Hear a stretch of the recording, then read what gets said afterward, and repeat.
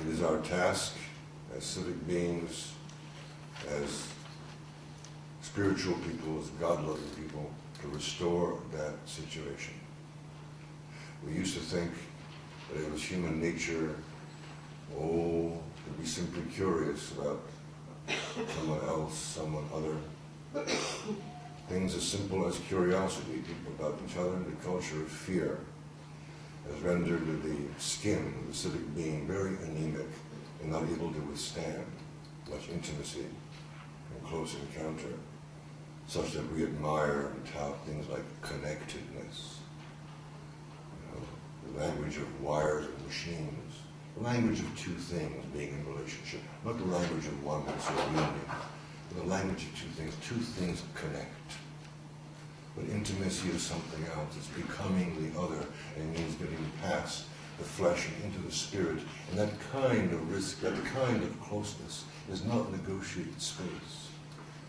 And it takes strength, and it takes a maturing of the civic being to reach that point, or to return to that point. Without that, there's no saving of the environment. You have to save the vision of oneness that people were destined for. One has to decide if urban environments, or the planet, if we're here in the world to discover our destiny independently, or if we are here to finish the narrative for each other. You have the missing piece. You have the key to the puzzle of my purpose in life, my destiny. That makes you very important and cherishable to me. I can't do this independently. I depend on you to guide me, to help guide me towards the destiny that the universe has for me, and I for you. This sense of things is endangered, is enfeebled, and what we call human nature is depreciating, is being corroded. And that's the first task of those with an environmental consciousness. Hoping that the environment will give us a common cause, that's a hope of sorts. Well and good. Well and good. But then again, we all know you can have sustainability in funny ways in areas and places that have sustainability, that don't waste, that are eco-friendly. Places that are quite livable in the sense of safety and energy efficiency, even communities that are like that. That doesn't make them a livable place, really. I think we better, put the word joy back into the notion of what a livable place is. You can have a sanitized environment, and you can have a dead environment anyway. You see? You have a dead environment anyway. The world is full. In the Western world, we have places that are perfectly gentrified that look like train sets.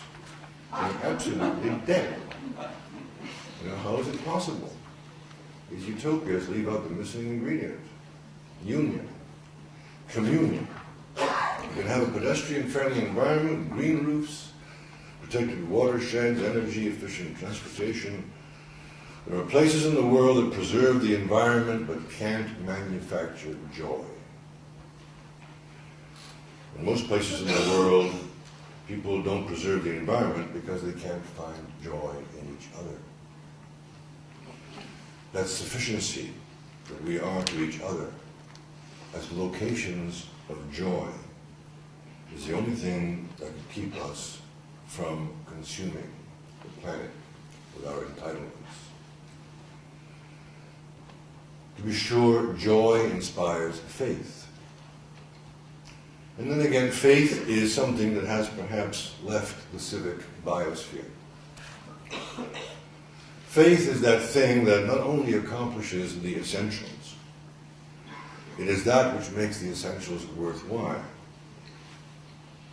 David Crombie said to me once, when we were kids, our mothers used to shove us out of the house to get some fresh air. There's the door, get out. I don't want to see you for 3 or 4 hours. I don't care what you do, get out of my hair. It's good for you, your lungs, you know. Felt like the word toxic wasn't around. Get out there, discover the universe, engage, learn the art of engaging with the random, with the sympathetic universe. Get out, get some air. Imagine how loath we are today to say that to a child. Without neighborhood watches, without surveillance, without policing, without fear. Were there not dangers outside the house 40 years ago, 50 years ago, 60 years ago? Was there something more to be fearful of? Like, were the chances lesser than of a meteorite coming and falling on your head? I don't think so.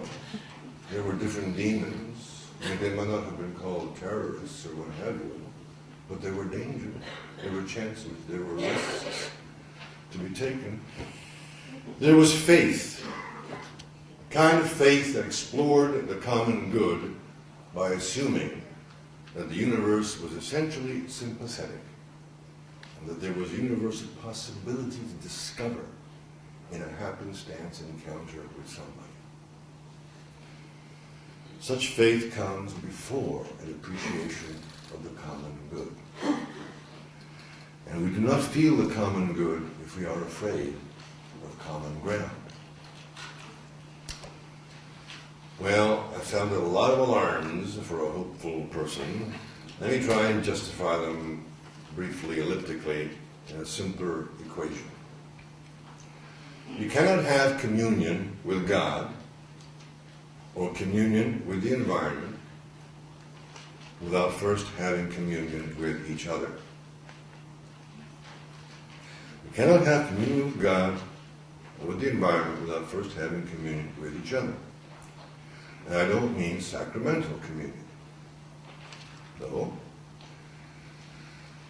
the acts of empathy, kindness, and involvement sacralize the world and make it cherishable to us. I confess here, yes, I have an incarnational theology, not a transcendental one. To leapfrog the human condition is to end up in utopia alone, maybe. Community is the great public want these days, but you cannot have community or commonality without communality. Communality. The desire to risk, to have intimacy, accept the random, be a pledge of sacrifice for another. If this seems obvious, keep in mind that people speak constantly of connectedness, relationship, networking, common agendas. They want to negotiate a common good. You cannot negotiate a common good. You cannot negotiate a common good. You surrender to it because it is beautiful. That's the strategy, bottom line. You cannot negotiate the common good. You surrender to it, and you get people to feel like surrendering to it by the eros of the human ecology, the heart's ecology, by the eros of what they need and what you need to give: empathy, kindness, compassion, mercy, empathic citizenship, closeness, not negotiated space. You surrender to the common good because the desire for the civic communion is beautiful. And the strategies for this are all about dismantling the culture of fear around us.